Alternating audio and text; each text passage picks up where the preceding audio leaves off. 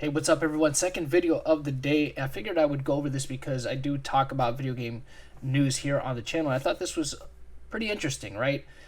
As you can see from the title of the article here, I'll go ahead and link this in the description below for y'all that want to go ahead and read it for yourselves. But as you can see, this is from the New York Post. Video game approved as prescription-only ADHD treatment.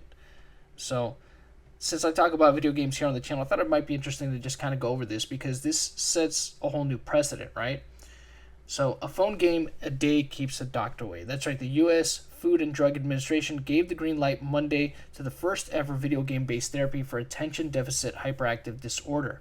The video game, dubbed Endeavor, can now be prescribed to kids aged 8 to 12 who suffer with certain kinds of ADHD, a mood disorder marked by trouble paying attention and controlling behavior that affects nearly 4 million children, according to the Centers for Disease Control and Prevention. The Endeavor device offers a non-drug option for improving symptoms associated with ADHD in children. Jeffrey Shuren, director of the FDA's Center for Devices and Radiological Health, said in a statement, "The pixelated pharmaceutical created by Akili is even billed on the site as a first-of-its-kind attention treatment for children with ADHD, delivered through a captivating video game experience." The Endeavor medical designation came from the FDA after the FDA reviewed 5 clinical studies on more than 600 children that demonstrated that it was an effective form of ADHD treatment. Indeed, over 30% of test subjects no longer had a measurable attention deficit on at least one measure of objective attention. After playing the virtual obstacle course simulator for 25 minutes a day, 5 days a week, or 4 weeks per the study published in The Lancet.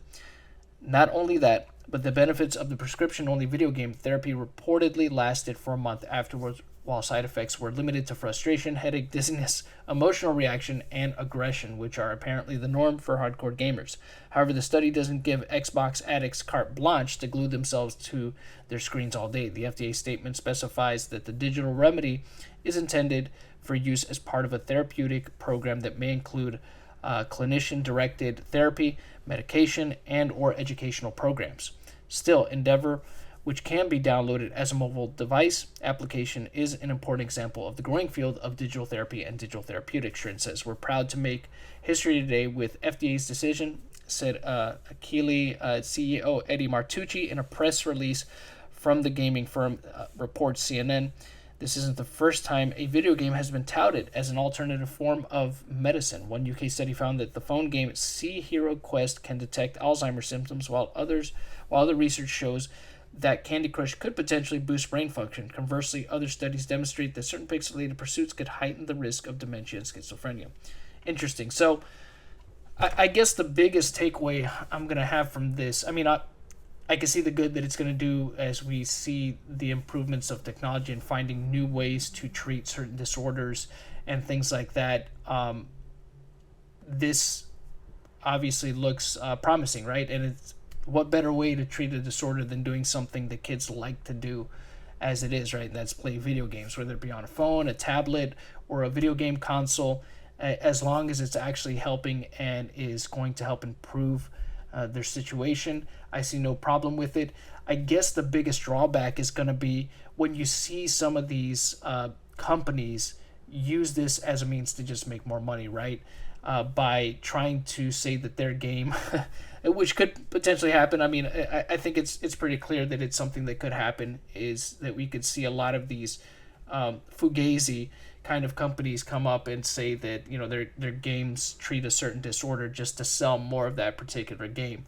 I know that sounds probably far-fetched, and that's why we obviously have an FDA to approve things like that, but who knows how that's going to be corrupted, right? We've seen it with Big Pharma and things like that. So that, I guess, would be the biggest concern right there, is how many companies are going to abuse this kind of precedent that's be set. Of course, there's going to be, I'm sure, limitations and certain regulations set in place to make sure that people can't do that. But there's always a way for people to sneak their way in, right? And you got to think about how there's already doctors that misdiagnosed, that misdiagnose disorders and things like that. I think there's a lot of cases of ADHD, in my opinion, that are severely misdiagnosed, and I think you're going to see that also take shape with things like prescribing things like this, right? We already see it also with prescription medication, right? Prescriptions that are overly prescribed for people that don't really need that much of it. That's something that commonly happens. So those are kind of more the drawbacks that I can see with something like this being set as a precedent. But let me know what y'all think in the comment section below. What do you think of this?